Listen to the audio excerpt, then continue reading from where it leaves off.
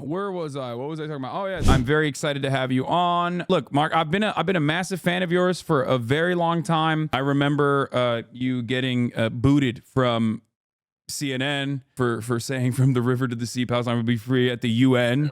Would you mind, giving us a little bit about your background? I am a lifelong student activist. For the last 20 years, I've been a professor, scholar. I am a journalist as well. I think my day job, I'm a professor at CUNY University, City University of New York Graduate Center. I'm a scholar of the Middle East, as well as race in the United States, and also carcerality. I focus a lot on mass incarceration. For the last maybe 15 years, I've been a journalist as well. I've hosted at HuffPost Live. I've hosted at BET, VH1. I was a contributor for CNN, as you mentioned, and Fox News at one point. I continue to be one at Al Jazeera. Yeah, where I'm a host up front, the show up front every week. Hell yeah. Incredible work. You also, I did not know this until recently, you also speak Arabic. My recent field work has been in East Jerusalem, in the African quarter of East Jerusalem. Spent a lot of time, studying Afro-Palestinian communities, among others.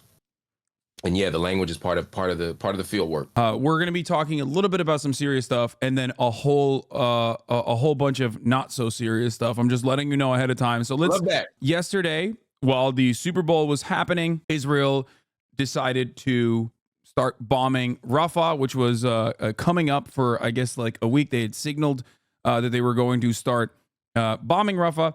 Rafah is the southernmost point of the Gaza Strip, for those of you who do not know. And it is the area that is supposed to be like the last remaining safe space. They originally forced the Palestinians to evacuate from northern Gaza, saying that there was going to be a military operation there, into southern Gaza. Then they started bombing different parts of southern Gaza, all the way into Rafah, which is where the Rafah border crossing is with Egypt. It is literally the southernmost point.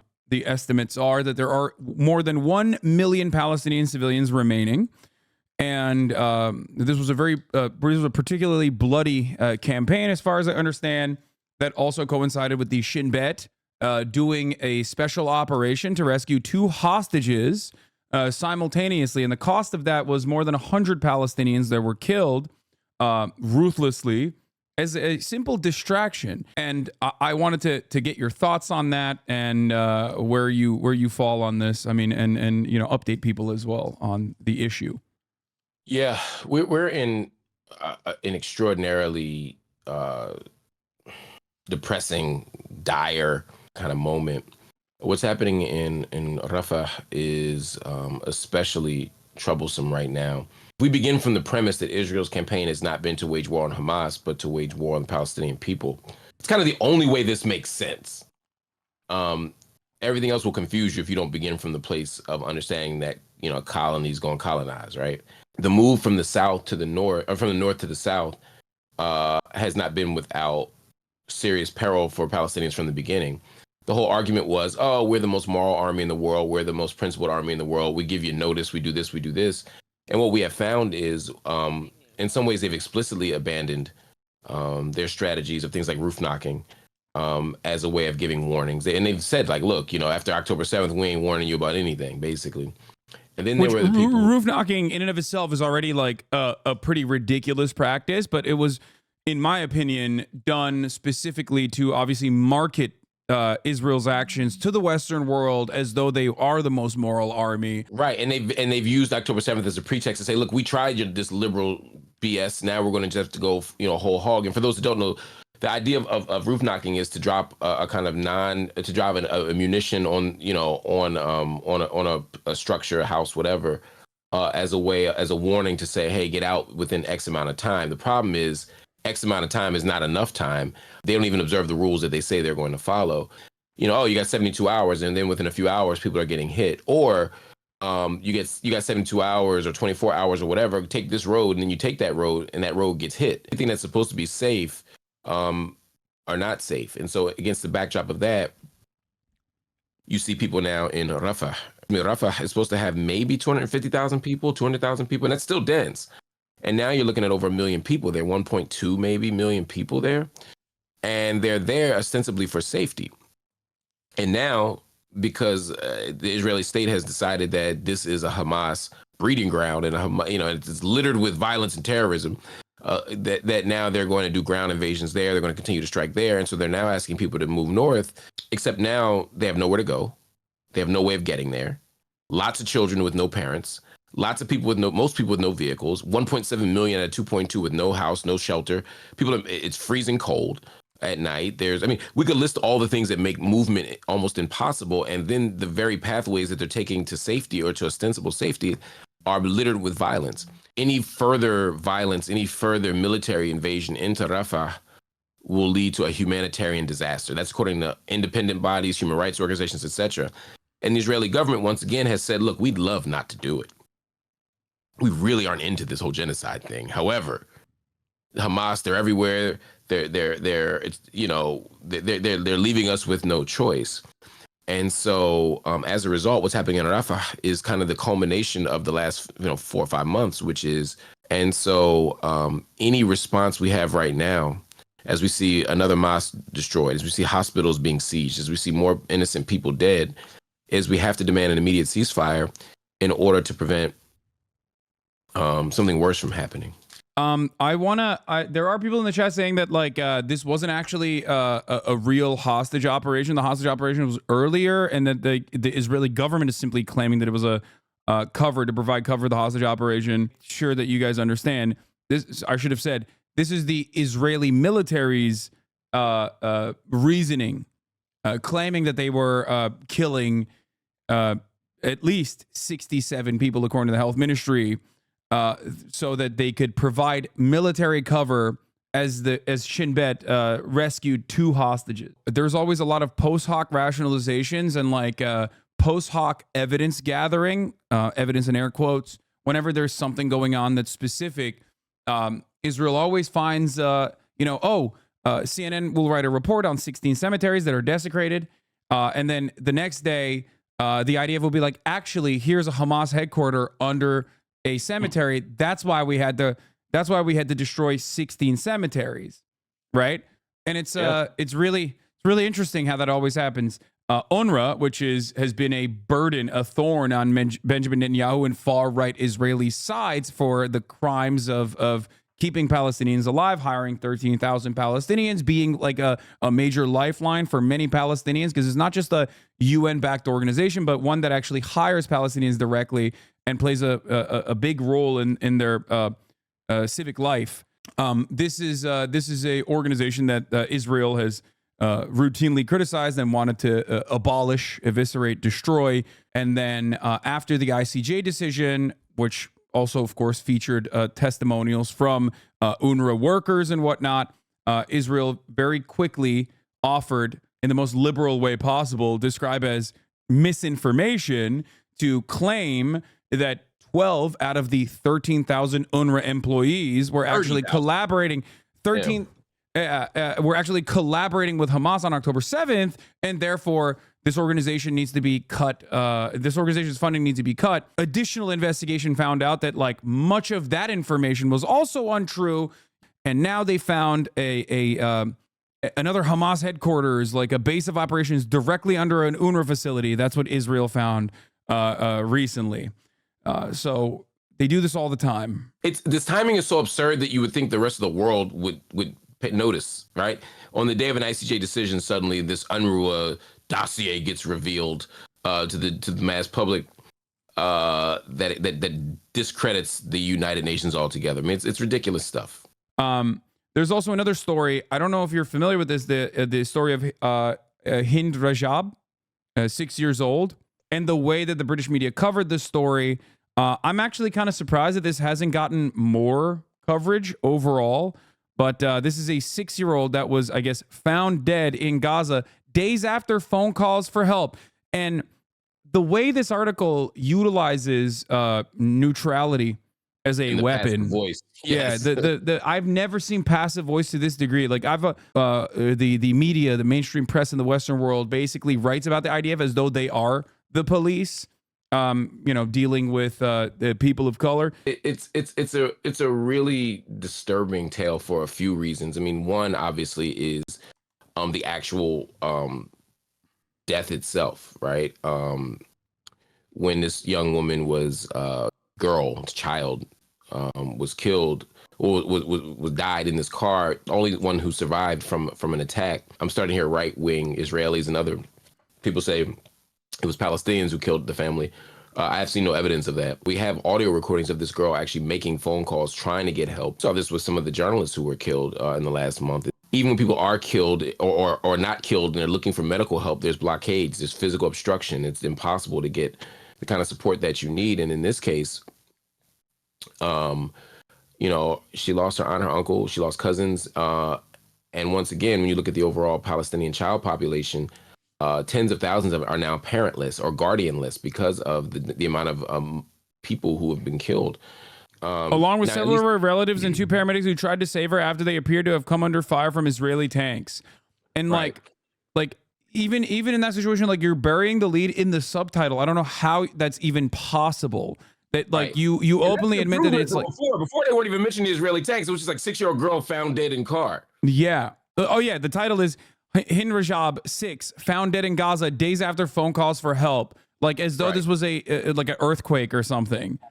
This was a car that was attacked by Israeli tanks, and then the Palestinian Red Crescent made efforts with an ambulance on the evening of January 29th to find Hind Rajab after phone calls that she made, because they believe that she was trapped in the vehicle in Gaza City with 6 dead family members.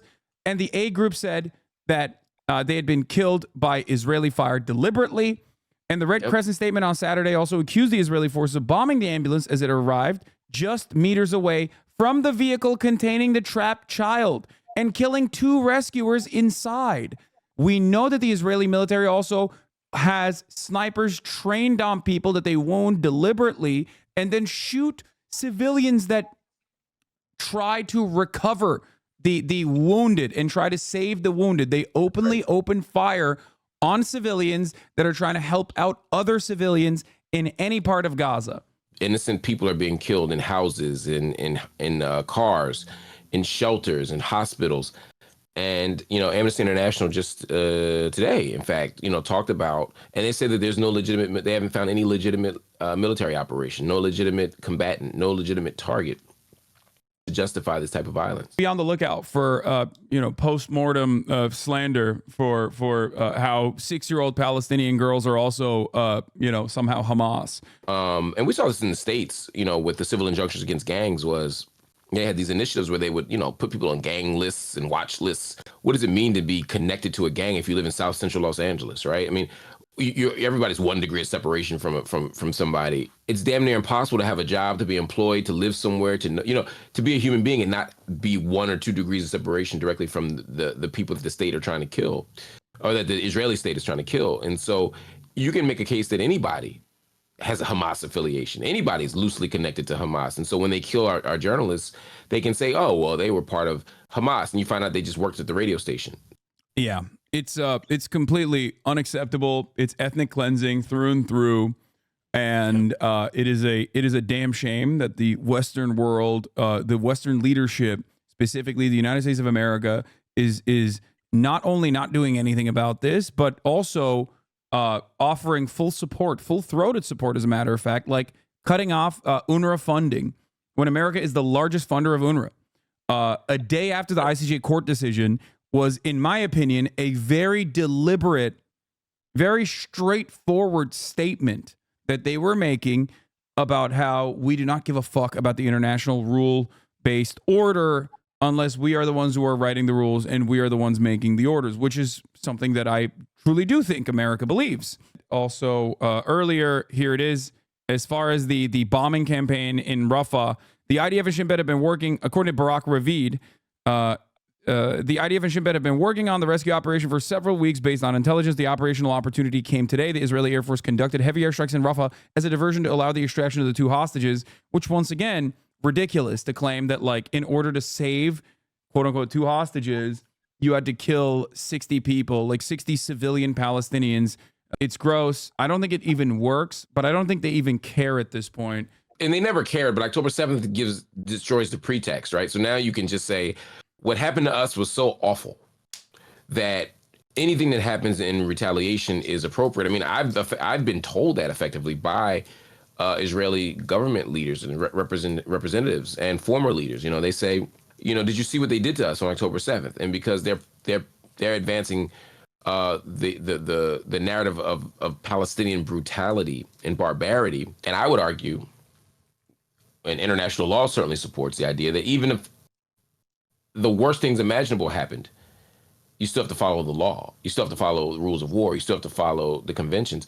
But obviously, Israel gets a shit ton of funding from the United States of America to the tune of almost $10 million a day. Barack Obama, on his way out, signed a $38 billion 10-year security package for Israel. So what does Israel do with all that funding other than killing Palestinian children? Well, some of the funds at least goes back to the Israeli ministry making an ad for the fucking Super Bowl and buying a Super Bowl ad slot. So let's watch this ad real quick. This is the ad that ran during the Super Bowl. It's called "Bring All the Dads Back Home." To all the dads, the funny ones, the silly ones, the strong ones, the adventurous ones. To all the dads held in captivity by Hamas for over 120 days, we vow to bring you home. Sponsored by the State of Israel, hashtag Bring All Dads Back Home. This was the State of Israel ad that ran. The Benjamin Netanyahu war cabinet does not give a fuck about the hostages, okay? Beyond using the Israeli prisoners of war and the hostages as a talking point to continue justifying their ethnic cleansing campaign, they don't give a shit. They so don't give a shit that most of the opposition in Israel to the IDF's actions, right, come from the hostage family members who have been demanding a ceasefire for months now, and the protests are growing and growing and growing. I mean, I think you've captured it pretty accurately for the most part. Now, I might disagree with whether or not they care about the hostages. I think there's a way that they actually genuinely do care about the hostages, because I think that unlike Palestinians, they see them as people. Campaign is less about the hostages and more about normalizing a certain kind of understanding and disposition toward the Israeli state as it continues to prosecute this war in Gaza. In the middle of the Super Bowl, you now have the mainstream American public. I didn't watch the Super Bowl, but you know, almost every American is watching the Super Bowl, and they're now accepting this narrative as the normative one. There's not going to be a counter narrative offered, and so we're constantly getting fed a single narrative, a single diet, a diet of a single narrative, and so that's very, very dangerous, very, very troublesome. Yeah, the timing is questionable. I think you're right. So many bombings happen, so many strikes happen, so much shelling happens, so many sieges happen. But the fact that it happened during the Super Bowl, and the only information we got access to by the mainstream corporate media was that Israel really wants to bring dads home. So that was one aspect that I wanted to talk about. The other aspect was also Joe Biden's tone deaf tweet talking about how, you know, just like we drew it up. I don't know what kind of like right wing mania will come out of this. I mean, I'm excited to see. I'm a little worried. I assume there will be like at least a couple people that end up right wing QAnon guys are going to go and like do YouTube live streams of like their patricide decapitations or whatever, as the media conveniently ignores that and rarely discusses it, so they can like yell about, I don't know, a couple of migrants in New York that got beat up by cops or whatever. But right. What do you think will happen, I guess, in the American election, considering how Biden has been received so far by even the Democratic Party, and how he has treated the situation in Gaza thus far? Yeah, I think Biden is holding tight to the strategy that, hey, being lockstep with Israel has never failed an American president running for office, right? Like you don't lose an election because of your stance on Israel. The access we have to what's happening on the ground continue.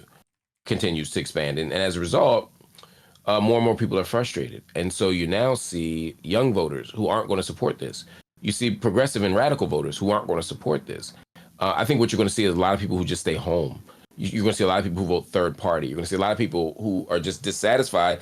And then, I mean, if you look at even in Michigan, where, you know, he was going to Dearborn and Ann Arbor and other places, and the Arabs were like, yo, no, there's nothing you could tell us to make us vote for you. There's absolutely nothing you could offer us that makes sense. And so don't even show up. I think Palestine, I think Gaza in particular, is going to be an issue that severely impairs Joe Biden's ability to successfully run for president. What I've said over and over again, I think, is that it's not even just that Biden isn't like sufficiently pro-Israel or sufficiently anti-Israel, but rather Biden's wishy-washy approach to Israel is, on the one hand, he talks about how, like, Israel needs to cut it out, Jack, but also simultaneously offering massive weapons packages and behind closed doors seemingly offering no red lines, even though he claims that he's trying to get Israel to make concessions, in my opinion, shows a lack of having a clear-cut direction on the issue of Israel, which then makes him look weak. Trump currently leads Biden by 10 points on the issue of Israel. Why? It's partially, one, because Trump is currently not president, right? So there's always a big benefit to that. Is because Trump is consistent, at least, on the issue of Israel, whereas Biden shows inconsistency by claiming that he wants peace, claiming that he wants a two-state solution, as Benjamin Netanyahu routinely undermines him. I think the way he's handled this issue plays into that as well. Right. That's 100% true. That's 100% factual. And, you know, the thing about Biden is, but Joe Biden's like, I'm a Zionist. Oh, yeah. After the beginning of the Lebanese invasion, where he was like, I would do even more. I would be even more genocidal. Like he was to the right of Israel at a certain point on these issues, which is like crazy. And the tactic and the strategy is now is to not show any disagreement. That there's not an inch of daylight, that they're shoulder to shoulder, all the stupid metaphors. He's far more concerned with looking weak on this issue. He's far more concerned with Trump being able to move him. If Trump moves him on this issue, you run the risk of Jewish American voters who overwhelmingly vote Democrat of saying, look, times have changed. This is an extreme exception to our rule, but we're going to go Trump. That's another worry that Biden has, or just that the general centrist voter who sees this issue as a sign of a bigger unrest in the Middle East, and they're worried about Iran, and they're worried about this, and they're worried about that, and they're going to say, you know what, we're sorry, we have to go elsewhere for our vote. Biden's in a tough spot here as somebody whose primary interest is in, controlling the empire as opposed to making the world better. If your goal is to get rid of Hamas, this ain't the way. I think Anthony Blinken has become increasingly vocal as well. And now in the aftermath of the ICJ decision, they can at least just parrot what the ICJ says, hey, just take all cautions, right? To make sure this isn't happening. And I think that's given them a language and a kind of escape hatch to talk about this thing in a different way. You said that America has no leverage. I actually disagree on that. I do think that America has a lot of leverage. I think that at least the American track record has shown time and time again that, like, when America makes a phone call and tells you to cut this shit out, like, Israel usually follows through. Yoav Gallant was the defense minister, was questioned in a press briefing in Israel as to why they were allowing food trucks and humanitarian supplies to actually go into Gaza, because originally they had blockaded it, if you recall. Well, America said we have to do it, so what can we do? Biden has actually stopped in 2021, made a phone call and told them, it's over, cut it out, we're done, to stop the bombing campaigns. I think we have a lot of leverage. Oh, I'm sorry, I'm not being clear. Yes, the U.S. has actual leverage. I mean more as a practical matter, given what they're not willing to do. If they said, if you don't do this, we're going to publicly rebuke you, of course. If they said, look, we're going to use our UN Security Council power and authority and vote to rebuke you all, then sure. We know that they're never going to condition money on anything. And I think Netanyahu knows that Biden is vulnerable here on this issue. Yeah, and it's wrong. And that's the issue. And I think that is literally translating even to apolitical voters who don't give a fuck about Israel in general as weakness. Benjamin Netanyahu very openly it does not give a shit, and has kind of done his very best, I would say, to ensure Biden's chances of re-election are diminished, and saying the exact opposite of what Biden is saying the day prior. Like, Biden will be like, there's going to be a two-state solution. Like, there has to be. Benjamin Netanyahu goes on television and says, there will never be a two-state solution. It's done. We're not doing that. That's not going to happen. Biden comes across even more old and more feeble and more senile, where he's like, oh, well, there will be. There's different kinds of two-state solutions. And talk about it from like the upcoming election and how it looks and how it reads. Horrible way to go about it. I'm not convinced that any of this works out well for him. And for Netanyahu, a Trump presidency is the ideal outcome, because Trump is willing to do whatever, right? He was willing to actually not sign the waiver for the Embassy Act. He was willing to cut the funds for UNRWA. Now, again, Trump is not a new form of American foreign policy. He doesn't represent a shift in American foreign policy. He's just American foreign policy on steroids. Yeah. I feel ready to see another Trump presidency. Let me be clear. I don't want one. Yeah. I've just accepted that we're moving in the wrong direction and that we're likely going to see one. And that's going to mean a lot of things for a lot of people, but it's certainly going to mean hell for the Palestinians. And any kind of peaceful solution will be I'm not optimistic, man. I gotta run, but we gotta do this again soon, bro. All right, thank you so much for coming on. By the way, FD Signifier hooked this up with Mark coming on. Mark, I've been a big fan of your work for a very long time. It was a real honor to have you. All right, well, thank you so much for making this happen. Yeah, thanks, bro. I'll talk to you soon. All right, that was Marc Lamont Hill, everybody.